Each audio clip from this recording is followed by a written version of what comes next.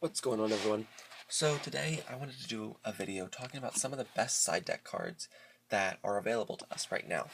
So we're only one set in, which doesn't leave us a lot of options, but if you're playing in a best of 3 format, then I think having a side deck is extremely important, and obviously this is going to change with what colors you're going to run, and also what decks you have the most problems with, or what colors you also have problems with. So these are just some of my opinions of what the best side deck cards are, but let me know down below if you think I missed any, or if you think any don't belong on this list. But we'll just go in order from color to color, like we typically do when we go over stuff. So, kicking things off, we're going to talk about Sunscale Aesthetic.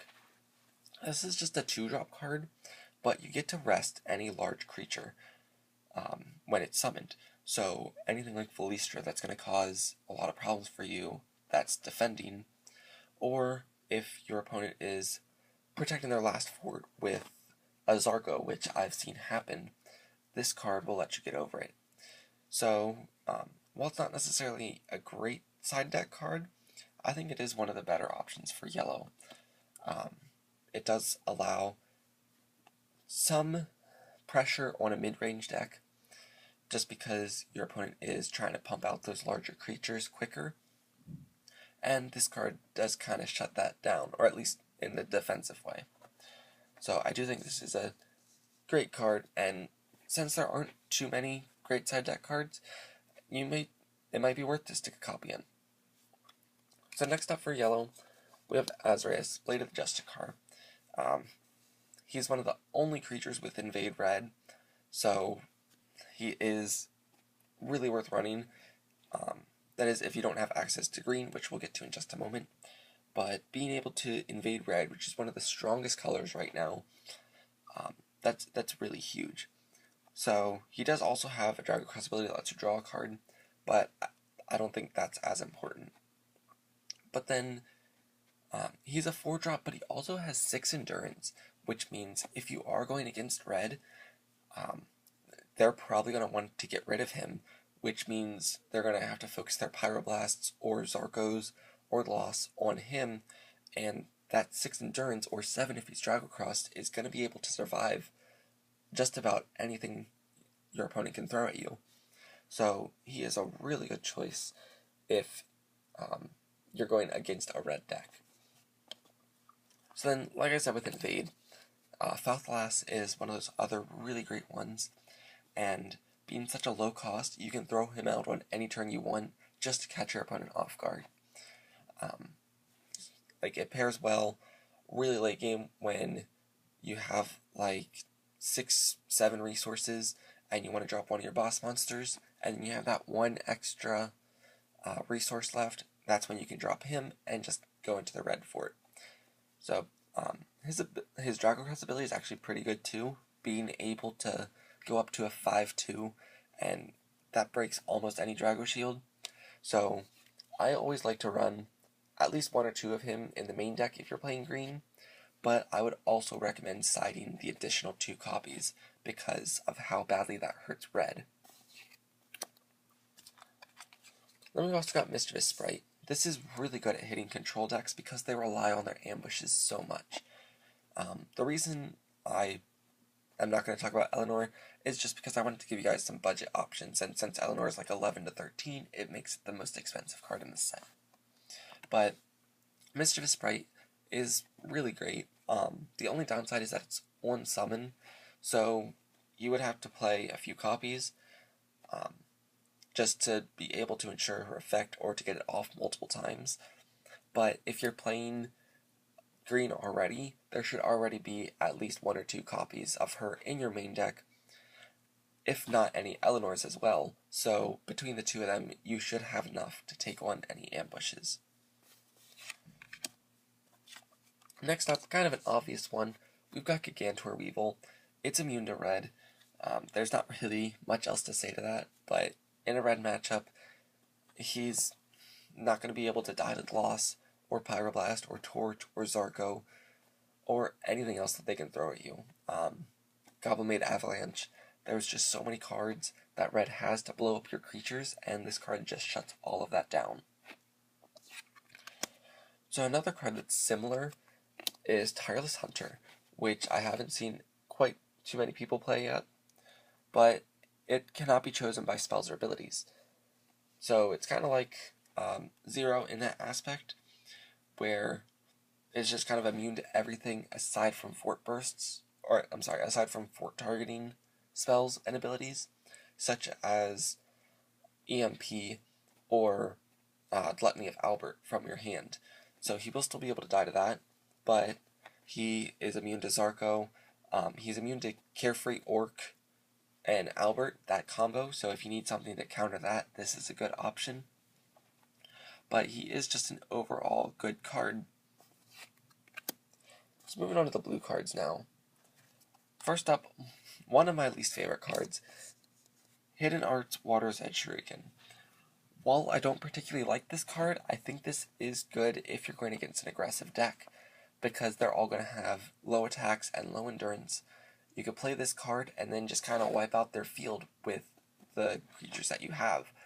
And in that turn, you're not going to be breaking any of their barriers, potentially, so you're not going to be refueling their hand, which means you can essentially shut them down for the next turn and gain some advantage over them. So, I mean, this is one of those cards I don't particularly like, but I do see some usefulness, and I really want to like it, but I can never see myself playing this card. So the only other blue card that I found that would be a good side deck card would be Typhus, Tireless, or Relentless Hunter.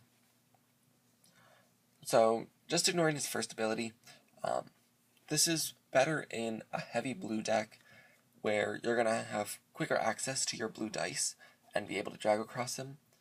But when he's drag across with the blue dice and he attacks, you can return a yellow or red creature to the opponent's hand. So that will get rid of Tyrael, which is a problem which I haven't talked about any way to deal with that yet.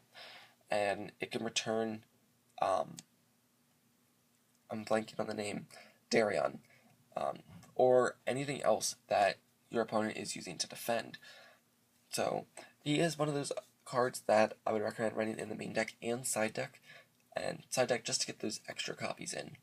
So he is a 5-drop, which is a lot, but his stats and effects do really pay off for that. So now moving on to the red cards, which seems to have the most hate, which is what I found. But first off, we have Ravenwing. So she is immune blue, so if you're going up against blue and red, your opponent's probably siding in Typhus while you're siding in Ravenwing, so that Ravenwing can't be returned to your hand, and that pretty much shuts down Typhus. And then she also has the Drag Across ability, which is Assassin Blue, which means you can wipe out your opponent's blue creatures without having to play Hidden Arts Water's Edge Shuriken. So I do think she is a really great card, but this is one of those cards that I don't particularly like in the main deck, just because it's a higher cost and you're not necessarily sure if you're going to get it off. But definitely a great card to counter blue, and I think blue will be one of the more powerful decks. And then we've got Spleen Shooter Goblin. This card has Assassin Green and Assassin Yellow, if you guys can see that. But then it also has a way to rest both of those creatures. With the yellow, it does have to be Drag Across Black. So, if you're playing red-black, this is a great card, but if not, this is just an Assassin Green card, which is still pretty good. It can get rid of Eleanor's if you want to play your Pyroblasts. So, I think he is a really great card, especially with that high attack and high endurance.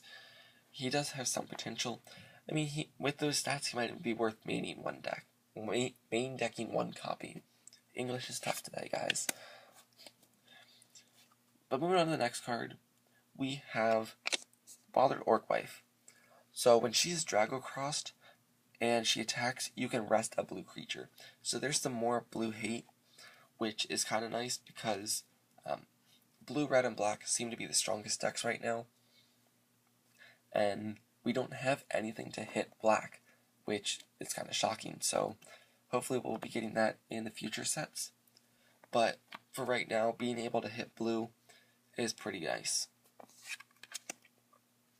And the final card, some more blue hate, is Eris, the Battle Forged. So when he's summoned, you can choose a blue creature and rest all creatures at that creature's fort.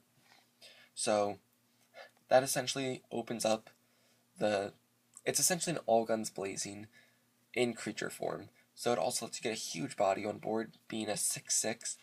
And then if he's Drago Crossed, when he attacks, you can rest a creature. So it really allows you to push in hard. I mean, if they had Hidden Art's Reverse Thunderstrike, and they just restand their creatures after you summon him, you're able to rest another one, and potentially kill the other one if they block, because he's going to be a 7/7 when he's Drago Crossed. So now moving on to the black cards. First up, we've got Mind Flayer Demon. He is Assassin Green, so if you're playing a red-black deck, I think that this card is amazing because he can kill Felice. And when he's Drago Crossed red, he gets +2/+1, so that brings him up to a 5/3, which puts him in range to kill Eleanor. So I think that is really important, being able to shut down both Eleanor and Felice, which are going to be two of your biggest weaknesses. And he's only a 2-drop, so if you wanted to play him in the main deck, if you're playing red-black, that would be, it wouldn't be an awful choice, because he does have that Drago Cross red ability that gets him up to a 5. So another one to think about playing is Death and Decay, which is really good against aggro decks, because you can destroy all of their 2-drops and potentially 3-drop creatures. However, it does destroy your own, and that's something to keep in mind. So I think this is better for like a control or mid-range deck where you're going to be having some higher creatures out. This will then not destroy your own creatures, but only destroy your opponents. But this is definitely a great card to shut down more aggressive plays. And next up we have Baltheas, which was kind of the first really good side deck card that we saw. It has Assassin Yellow, so I mean, it's not a way to deal with Tyrael, but that second ability is when it's Drago Crossed, you can rest a yellow creature. So that does get over Tyrael. It also gets over any other yellow creature that you were having problems with, aside from the big boss monsters, but like Logos Swiftblade will take out, and that's really the only problem card I can think of right now. But anything else that's kind of giving you a hard time or letting your opponent get advantage over you, maybe like an Elven Bladesmith or Bountiful Angel, those would be nice targets to hit with Baltheas. But regardless, he's still a 4/4/4, which are some really decent stats. So the final card we have today is Lady Velistra. So this is in here because it really hurts mono decks. So mono red, mono yellow, and mono blue have been the 3 that I've kind of been seeing, mostly red and blue. But Lady Velistra forces them to block, potentially destroys that creature, and then gets to destroy another creature of the same color.